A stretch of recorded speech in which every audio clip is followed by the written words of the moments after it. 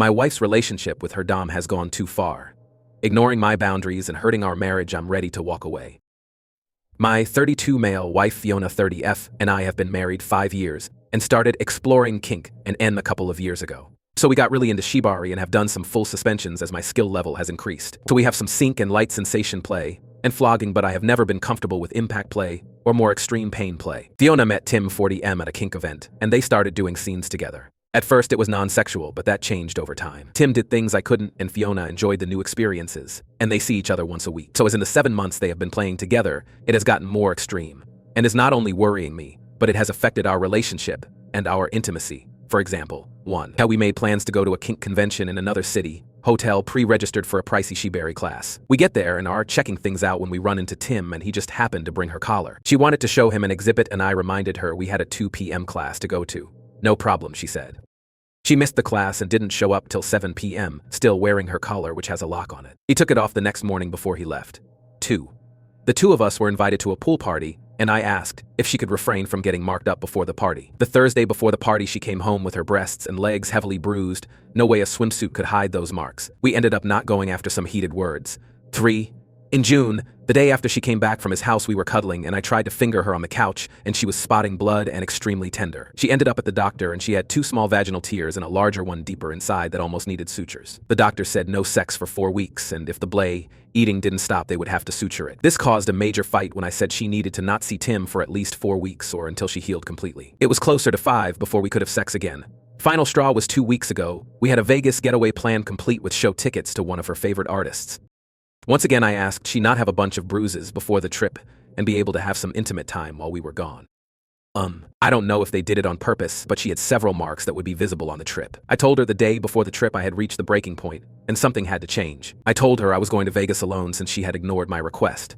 She was mad but didn't argue much, and I blocked her number during the trip. In June, I put my foot down when she wanted to wear her day collar on one of our date nights. I ended up telling her if she wore it around me, I would cut it into little pieces. And we have had several discussions about boundaries and how unhappy I've been since at least 3 days a week she doesn't want intimacy due to her sessions with Tim. She has argued that it is all consensual and she enjoys the sessions so much. I have asked that she limit their sessions to every other week and that we see a counselor to work through our/my issues, but she refuses to consider it. We never had a veto agreement in our relationship, but I am thinking using a veto on Tim. Some friends of mine have discouraged me from giving her an ultimatum like that. I guess I could phrase it like I can't be in a relationship where my feelings and needs are ignored like this either way. As much as it would hurt, I can't live this way anymore. If it means splitting up, then I am at that point. I know if I draw a line in the sand, I have to be prepared to follow through. I just had a talk with my lawyer this morning to go over my options and get a roadmap if I decide this is my only option. I love my wife, but this is just tearing me apart. I hope she feels the same and we can fix this. FYI, I have another partner I see 2 to 3 times a month, so this isn't a one-sided arrangement. Formatting on my iPad blows. I will clean it up when I get home. Update 1. Fiona and I had a long talk tonight. She sat and heard me out for the most part. I tried to make it about how I was feeling and what I felt was missing in our relationship. Fiona actually apologized and said she was still very much in love with me and cared a lot about our marriage and would make an effort to be more mindful of my needs and feelings. But said she would not allow me to dictate the terms of her relationship with Tim as it is also very important to her. I said I couldn't see the 2 relationships being compatible, especially from my point of view. Things went downhill from there. I finally said we needed to separate for a while until we could figure out if we wanted to work on saving the marriage, or simply call it quits. I suggested she go stay with a friend or relative while we thought this out. Her response was to call my bluff, saying she wasn't going to let me manipulate her into giving in to my demise. She wasn't leaving and said I had no intention of divorcing her. I told her I had already spoken with an attorney and was deadly serious, which she called BS on. She grabbed some things and went into the guest room and shut the door. Crap will hit the fan tomorrow as I am following instructions from my lawyer. I transferred the money from the checking account into a different account and then called the debit and credit cards in as lost and had them issue new cards with new account numbers. They said it would take 6 to 8 business days for our new cards to arrive. I also changed all the passwords on our accounts. Tomorrow I plan to get a storage unit and start moving some of my things out of the apartment. And of course call the lawyer and give him the green light tea, have Fiona served. She doesn't carry much cash, so I should be getting a call early tomorrow after she leaves. I'll be leaving before she does for work tomorrow, so I will miss her reaction if she decides to wear her day collar, which is in 3 pieces now. Earlier this week we had a long discussion where she heard my concerns and acted like she wanted to try and make things better. But in almost the same breath said that her relationship with Tim, her dom, was equally important and she wouldn't let me dictate terms of their relationship. I said I felt the 2 relationships were not compatible and we should separate for a while to figure out if we wanted to work on saving our marriage, or simply call it quits. Her response was to call my bluff in her words, and she wasn't going to let me manipulate her into giving in to my demands. She said she wasn't leaving and I had no intention of divorcing her. I told her I was deadly serious and had already talked with a lawyer, which she called BS on. She grabbed some things and shut herself up in the guest room. I reported all our cards as lost and had them frozen and requested cards with new numbers. I also changed the passwords on all our accounts and moved our checking balance to a savings account. There was a substantial amount in the account that I wanted to preserve in case she decided to do something rash. I gave the lawyer a green light to have her served. I also rented a storage unit and moved a lot of my valuables and keepsakes just in case. I had already pulled about $2,000 in cash out to get by, until the new cards arrived in about 7 business days. So I also took a pair of snips to her day collar and cut it into 3 pieces. She called me from Starbucks asking why none of her cards were working the next morning, and I told her what I had done. She said we needed to talk when she got home, and I said we had already had a talk but wasn't listening to me. So when she got home, she saw her day collar sitting on the dining room table in pieces and started going off on me. I let her vent, and when she asked if I had anything to say, I told her I was tired of having it shoved in my face all the time. While I was telling her off, she noticed several things missing around the apartment, and I said I had put them in safekeeping for now. I told her she needed to set up a checking account and get her paychecks direct deposit routed there, and once she had it set up, then I would transfer money from our joint account. She asked what was she supposed to live on till that happened, and I said you can ask Tim for a loan since he is your new primary now. Then I said if you need some cash, I can give you enough to get by until you get things changed over. I said she wasn't going to run up any more debt on the credit cards and she should apply for one if she thought she couldn't live without one. I said my lawyer said you should get served on Friday, and you should look into getting someone to represent you. She grabbed her purse and said, "You're insane, I can't be here right now," and headed towards the door. She stopped halfway and turned around and said she needed gas money. I handed her $100 and she stormed out. She came back in about an hour and said I couldn't do this and we needed to talk.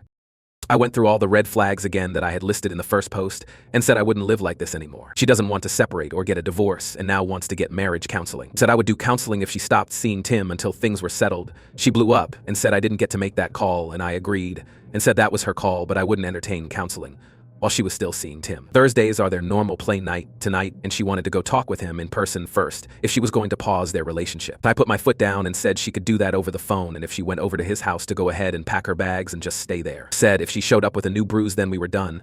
No second chances. So we have an appointment with a counselor next week. He is kink-friendly and came recommended from several people. I told her counseling doesn't change the divorce decision, and if we are to cohabituate and try to rebuild something, I needed to be legally free to walk away if things go bad again. She didn't like this and argued we could maybe work that out in our counseling session. Sorry for the long read. I will see if she is committed to what she says she will do, but it seems like she is only 80% on board and keeps waffling on the details. Maybe when she gets served, she will make up her mind. Either way, I am staying the course on the divorce, no matter what direction things go. Thanks for everybody's support and advice. She also called Tim and canceled their playdate for tonight and said they were taking a break. So we have an appointment with a therapist next week. For now, she is still sleeping in the guest room. Update 3. I will report here the exchange between Redditor and Anoop. OP, she hasn't had any contact with her dom in a couple of days. And if she does pick him, I'm ready to move on. But the last few days, she sure has been fighting to hold us together. I've been pretty clear together doesn't include Tim. Redditor, did she receive the divorce papers? But what was her reaction? She thought you were bluffing. Wondering how she reacted when she actually had the documents in her hand if it finally hit home. Also curious what Tim's reaction is to all this. And is he genuinely upset that he caused this rift? Or is he so self-absorbed that he doesn't give a shit, as long as he has a sub to punish? So OP, she got served Monday afternoon at work. It was extremely embarrassing because she was with a bunch of her colleagues, and it was obvious after she opened the package. So I think she already knew that I was serious, but being served was like getting ice water dumped on your head. Tim has actually reached out to me through my bunny. He gave her a card with his number on it and asked her to have me call him. Both my wife and I both had blocked him on our phones recently. Redditor, are you planning on calling him? To OP, eventually, but not right away. If he reaches out again to see if she delivered the message, I will probably. Redditor, I imagine you don't have any clue what his disposition in this. Whether his motivation is to be supportive or confrontational. For example, OP. From the way he reached out, I would say definitely not confrontational. Plus, it would paint him in a bad light in the community. Most of the events around here are invitation only, and he wouldn't want to get blacklisted. Other than that, I don't know if he is trying to be supportive and actually cares about preserving my wife's relationship with me, or if he just wants access to his sub again. Update 4. And then this, Redditor, you mentioned having an appointment with a kink-friendly counselor this week. Have you gone yet? And if so, how'd it go? OP, they had a hard time staying neutral after hearing all the details. My wife had a lot of hard questions thrown at her. Some of the answers were both surprising and hurtful. So we each have 2 letters to write to each other about how we are feeling and another about where we see our relationship going and what we want out of it. Now, my wife was very quiet on the way home and we haven't talked much today about it. And this, Redditor, wait, so did she ever apologize for those 3 big red flags? Does they understand what she did wrong now? And that first one, how the hell did she justify that to me? That one seems insane, shows up late, and with a collar and can't/refuses to take it off for the rest of the day. How the hell did she ever think that was okay? Edit, also did you ever have her read death? Essay threads in the replies. OOP, first she does not do Reddit and has no clue I have shared this with anyone other than a few friends. But she did apologize for missing the class we had signed up for, said they lost track of time and was visiting with friends. What has really upset me was her idea. This came out in therapy the other night. She liked walking around in her collar and didn't realize it was going to ruin things in my eyes. She kind of blew off the pool party incident as it being my problem. But the tears she admitted fault in for not being responsible and saying something to stop before the damage happened. Overall, she knows I have a right to be angry but doesn't think we need to divorce over it. She says she is willing to compromise and make things right again. Now on to second story. Called out my dog-owning neighbor for not cleaning up after her pet, and she exploded with kindergarten-level excuses and total denial. Man, I am still trying to process an exchange I had this morning. I was sitting on my balcony having breakfast, and there was this woman I've never spoken to walking her dog. I don't know her, but my roommate and I see her down there pretty much every day. She's around our age, I would guess, so either in her 30s like us, or maybe in her 40s. We've never exchanged so much as a hello up to this point. Now, I really like my apartment complex. It's cute and pleasant to walk around, and the only thing that really sucks is when people don't clean up after their dogs. It's so freaking gross, and I hate when people don't do it. You're a grown-up who made a choice to have a pet. That comes with responsibilities that you have to keep up with. Most people around here do clean up after their dogs that I've seen, so we know it's just a few rotten eggs. If I see people who don't look like they're doing it, I call them out, which I know comes with risks, but come on, people. The response is sometimes defensive, sometimes a bit of "oh, I was just going to," but they all know that they should be doing it. Anyway, this woman has her dog right by our balcony, and my friend and I were just chatting until I noticed the woman walking away without cleaning it up. So, I said, in a tone more polite than the situation probably merited, "Excuse me? Are you going to clean up after your dog?" And she says in this snotty voice, "No, I'm good, thanks." I immediately burst out laughing, though not the good-humored kind, because I couldn't believe the audacity. I said, "Wow, that's really pathetic," which apparently is more than she'd expected me to do, because she came marching back. I have to imagine most people don't call this woman out. For her to have that kind of immediate vitriol makes me think she's kind of spoiled just in general and was angry I'd embarrassed her. But she clearly knew I was right because she had to come back and double down. So she comes running at us with this kindergarten logic and goes, "I'm not the only one who doesn't clean up after my dog. Lots of people don't clean up after their dogs." And I was like, so, how does that absolve you of adding to the problem? She keeps going on about how other people do it too, so I said, "Cool, then give me their names. Let's have a list, because I don't see any of them right now." And she's like, "Open your eyes and figure it out for yourself." I was like, that's what I'm doing right now. She keeps shouting that she doesn't have to do anything she doesn't want to and she doesn't care what I think. So I was like, holy crap, I have never met such an entitled person. It's insane to me that you're getting this angry over someone expecting basic decency out of you. And she says, "No, you're entitled." I burst out laughing again and said, "I clean up after my animals. Me telling you I don't appreciate you leaving messes on our shared property doesn't make me entitled. You're a own ass woman who knew what responsibility she'd have when she got a pet. There are tons of other people who don't want to see your dog's crap. You're not the main character." At this point, I feel like this woman has never been confronted beyond her first snarky response. And I have a bubbly and friendly tone normally. So she probably had expected to have scared me or shocked me into silence with that callous initial reaction. Because she is practically melting down, trying to upset me while my friend and I laughed. She gave me a snarky "have a nice day," and I wished her the same in an equal tone. Then she waddled off. And no, that's not me calling her fat. She was actually really fit. She just walks in a very exaggerated, cartoonish way like Jessica Rabbit or some crap. I thought she was doing it to be snarky, but my friend said she just always walks like that. We took a short video of her. Sadly not of the incident itself, as we had to go grab our phones, and I plan to take it to the front office, just to let them know. It's only step one. I doubt anything will be done with just this, but this has been driving me crazy, and I'm ready to start holding rude people accountable. Fortunately, I can use the corporate offices if the people here don't start to put pressure on people who are blatantly breaking their lease. It's right in there that you have to clean up after your animals.